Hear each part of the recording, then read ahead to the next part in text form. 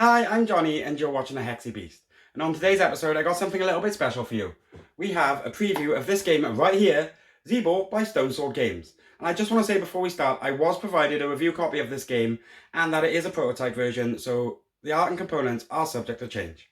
Anyway, let's get this one to the table and see how it plays, shall we?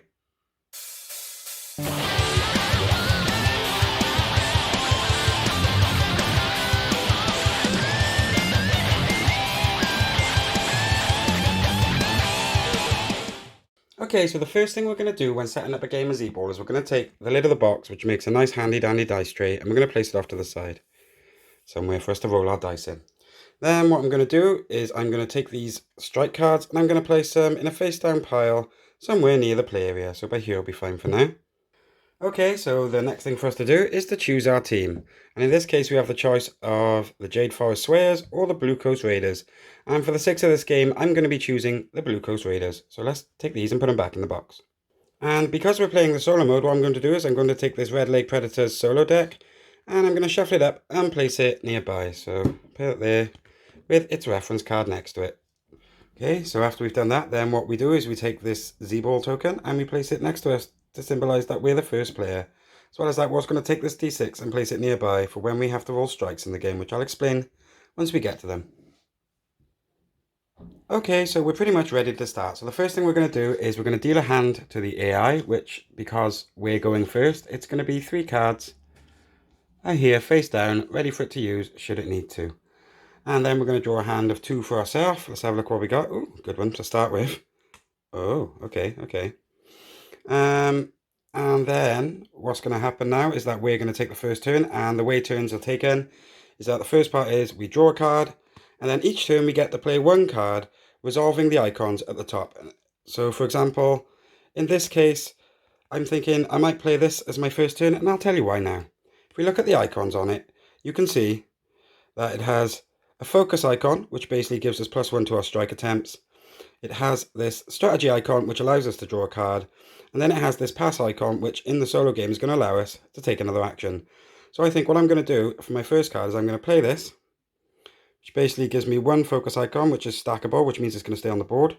And it's going to allow me to draw a card, like so. In which case we've drawn this lovely Sengeet card.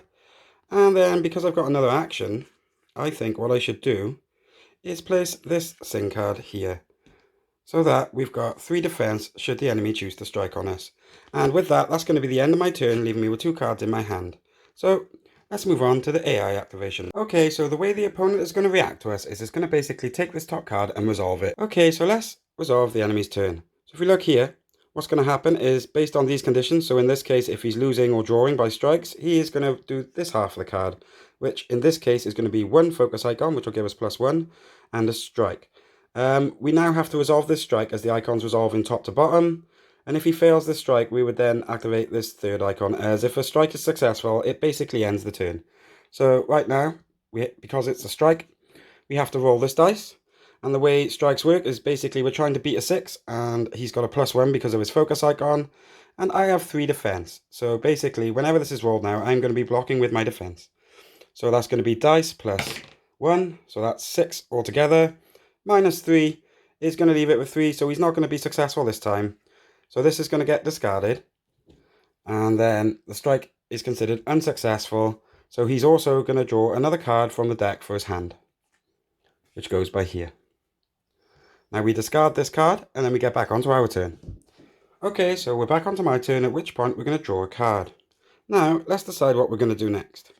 Looking at what we've got here, and if you notice, this has a teamwork bonus, which means if Sim was still on the board, this guy, I would then be able to activate this 3rd icon on the bottom of Sire. But as Sim is not on the board, I don't think I'm going to use him as my action this time. But we have got this other Sire card, which has 2 focus icons and a strike icon. So I think the best option for us would be to play this, as the focus icons are stackable, which means if we play it on top of this stat here, we actually have 3 focus and a strike. So that's going to be a strike of +3. So we're going to take this dice again and we're going to roll it, which gives us a 6 +3. Oh, perfect. I really like the dice in this game. And that means that we're basically going to get our first strike of the game. So we're going to take this and place it off to the side by here to say that we've had our first strike. Now, the enemy is going to draw a card and see what happens. Okay, so this says if it has focus lower than or equal to 1, it will do this side. And this says if it has higher than 1, it will do this side. So because it's lower than 1, what it's going to do is it's going to activate this effect by here, which is a field effect. Okay, so because the enemy has drawn this, what it means is that it's a field effect. So it's called Discharger, which means at the end of the turn, it's going to discard my focus stack, which doesn't really matter right now because we just used it in our strike. And then we're going to remove when any form of defense is discarded from the enemy. So right now, this is constantly in effect. These are out of here anyway. And then it's back onto my turn where I'm going to draw a card and then see what we're going to play. So this time, based on the fact that we have this out here, it's probably not going to be worth me playing this Sire card. But what will be worth doing is playing this Shiga card, because I'm hoping that with the extra action it gives me, provided I fail this test, that I would be able to give it some focus to destroy. So right now I've got a stack of defense of 1, and then the strike to resolve. And as we have no focus adding on to our strike, we literally need a 6 to defeat this one. And we got a 4, so we failed our strike attempt.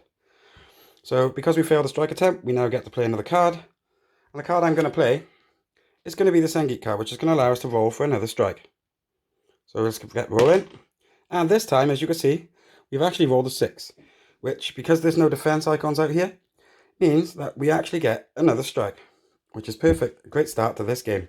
Okay, so now it's back to resolving the enemy, and this is still in effect until we get rid of some defense. So let's see what his next turn is. If his defense is higher than or equal to 1, we do this side, which it isn't. And because it's less than 1, we're actually going to place it on this side, which gives it 2 defense icons, which will actually be quite handy for me in the next turn, should I be able to strike, as this will then get rid of the Kujo card. So it's got 2 defense, and now it's back on to my turn. Okay, same as before, what we're going to do is we're going to draw this card here, and we're going to see what's in our hand. Okay, right now, we can either add 1 defense, or we can add 1 focus, but there's no means for us to actually attack, apart from the fact that if we look at Sire, she actually has one of these break defense icons. And basically, if you look on here, break defense means the opponent immediately discards the defense stack. This would mean that I would actually be able to get rid of that field effect at the same time. So I think what we're going to do this turn is we're going to play the Sire card. So Sire is going to come through, as she does, add 1 focus to the stack. As well as that, we're then going to resolve the break defense icon, which will then get rid of this, which in turn, because of the condition of Discharger, this is also going to get discarded. Now, we're going to see what the enemy's turn is. And in this case, as it is not higher than that, and it is equal to or lower than 0, it's going to gain a focus in its stack, and it's also going to break my defense, which means that this card is no longer on the field and gets discarded. So, we got a focus stack of 1 here, and a focus stack of 1 here. So let's see what I draw for my turn. And then we've got we've got Sin, which gives me another focus and a card draw, so I might actually use that. So now this stack has 2 focus, and I'm going to draw a card. Then we're going to resolve the enemy. So let's see what they have. And they have drawn, based on a stack of lower than 0, or as low as 0, or equal to or higher than 0. And right now, because it actually has 1 focus icon, this means that this is going to play off, which is actually a 2 focus strike. So it's going to roll the dice against us.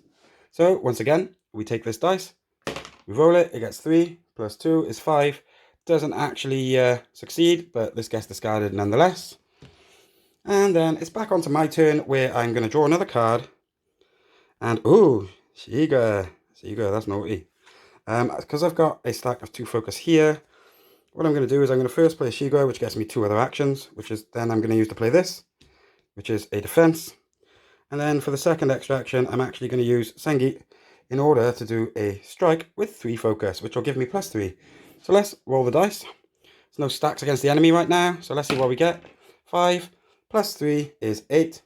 There's no defense for us to have to subtract, so in this case, we've actually got another strike. Nice. Okay, so because everything here is basically used up, the only thing left that's stackable is this Bestat card, which has a defense icon. The rest of it is going to get discarded, and then we're going to resolve the enemy turn as usual. And in this case, As it's currently losing, what it's going to do is it's going to lay this one defense icon, and then it's going to draw a card and activate it from his hand. So this time we have a stack of one defense, and I think I'm going to choose this card. Let's see what it does. Okay, so if its defense is equal to or lower than 1, it's going to gain this. Or if it's higher than 1, it's going to gain this. And because it's equal to or lower than, because it only has one defense, this is now going to get added to its defense stack as its extra action. Meaning it now has 3 defense against any strikes we roll. Okay, so now it's back to our turn and we draw a card. And as we have no hand at this point, there's not really many options for us, but we do get the break defense icon, which is going to be very handy for us. So we're going to play this for its focus and its break defense, which will then get rid of this defense stack. And then it's back to the enemy turn. Anyway, I think you're starting to understand exactly how this game is played. So now we've got a lose or draw situation, which is correct. And then it's going to lay this in its defense stack. And then it's going to gain another card from over here. Which, if we look at this, it has a 0. It's a lower than 1 focus. So it's actually going to get 2 focuses and another action. At which point it's going to draw from over here. And it's actually going to do a strike attempt with its focus, and if it fails that strike attempt, it's going to draw another card from its hand. So that's a focus attempt with +2 versus our 1 defense. So let's roll this dice and see what happens. Okay, it's a 5 +2 -1 defense, which is a successful strike for the enemy. So this gets discarded, all my defense. This gets discarded as well because it was complete, and the enemy gets a strike. Okay, so I'm just going to take my turn now, and if we look at this card, we have a focus and a strike, which means I'm going to do it. It's got 1 defense, so it's unlikely to thing, but we've also got 2 focus here. So now we've got 2 focus and a strike, which means we get +2 on this. So let's see what happens. We have a 6 +2 -1 is a 7, so we successfully get another strike. This game's going really well for me, actually. Okay, so before I actually end up winning this round, the first thing I want to mention is that if you were ever to deck out by here, you would then shuffle all these up to form a new deck, and then you would draw from that. And you only get to do that once per game.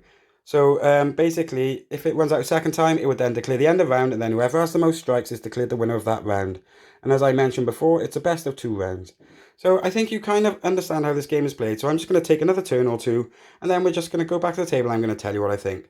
So anyway, let's see what the AI is going to do. Okay, so in this case, the AI, still currently losing, is going to add 1 to its defense icons and get to draw a card from its hand. And in this case, let's have a look. Okay, so if the defense is higher than 1 or equal to or lower than 1, so because it's equal to, it means we're actually going to add these 2 icons to our stack, and then we're going to draw another card for its hand.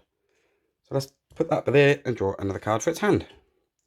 Okay, and now it's my go again, so I'm going to just draw this. And then let's see what we got. Ooh, double card draw. Okay, so I'm just going to play that here. And then I'm going to be able to draw 2 cards. Okay, so here's my 2 cards. Which in this case, ooh, it's a lot of defense. There was no extra actions there, okay. And this then goes to discard pile as it has no stackable icons or field effects. And then we're going to see what the AI is going to do next. And in this case, we've got 3 defense. Focus is equal to or higher than 0. Or is this lower than 0? I'm just going to assume it means this one lower than 0 or 0 or lower. So what I'm going to do is I'm going to play that for its focus, and it's going to get an extra action which comes from its hand. And in this case, it is focus is equal to or higher than 0 in this case, and it's going to actually do another strike against this. If it fails this strike, it's going to get another action. So what's going to happen is it's going to roll the dice again, and it's got a 2. +2 is 4. I have no defense out here. This is gone, by the way. And then, basically, I think that is pretty much how the game is played. You pretty much understand it. So let's just get back to the table and see what I think. Okay, so now that we've seen how the game is played, I just want to give you some of my thoughts on it. And as you know, because it's a preview, it doesn't actually receive a score. But I'm still going to use my categories somewhat loosely to describe it. So first of all, for aesthetics, I really enjoyed the art on the cards. I think the character designs are really interesting and unique. To be honest, they kind of remind me of Avatar or a Saturday morning cartoon or something. And speaking of which, one thing I like about this theme is it's kind of a result of trying to resolve conflict without war. It's basically a bloodless way of, solving disputes among politics in their land. And I think that's a really good angle to take with it. as it gives it a very sportsy sort of feel, and I quite enjoyed that. As well as that, I think this AI deck, I'm actually very impressed with. Something so simple to operate, but has so much strategic depth, and it's quite adaptable. I feel that because of the way it reacts to the actual conditions of the fight itself, it can feel like much more like a real opponent than I was expecting. This actually really surprised me. This kind of AI is really good, and I'm really looking forward to seeing more of these decks. As well as that, I just felt that the overall size of the package and the nice little dice tray that comes in as part of the lid was a great touch. So overall, I'm quite impressed with this game, and I can't wait to see it on Kickstarter, as I'm probably going to back it myself. Okay, so that was my preview of Z-Ball from Stonesword Games. I just want to say that I was quite impressed with this, and it's really going to be a shame to send it on to the next guy to have a look at it. But it's going to be live on Kickstarter soon, and I got a feeling I'm going to be backing it. Like I said, I really enjoyed it. So anyway, there's going to be a link to the Kickstarter page in my description. As well as that, if you like anything you see on the shelf behind me, please feel free to check out the link to Firestorm Games in my description. Also, don't forget to smash that subscribe button up there and check out another one of my videos by here. Anyway, I've been Johnny. You've been watching The Hexy Beast. Thank you for watching, and most of all, stay hexy, everyone!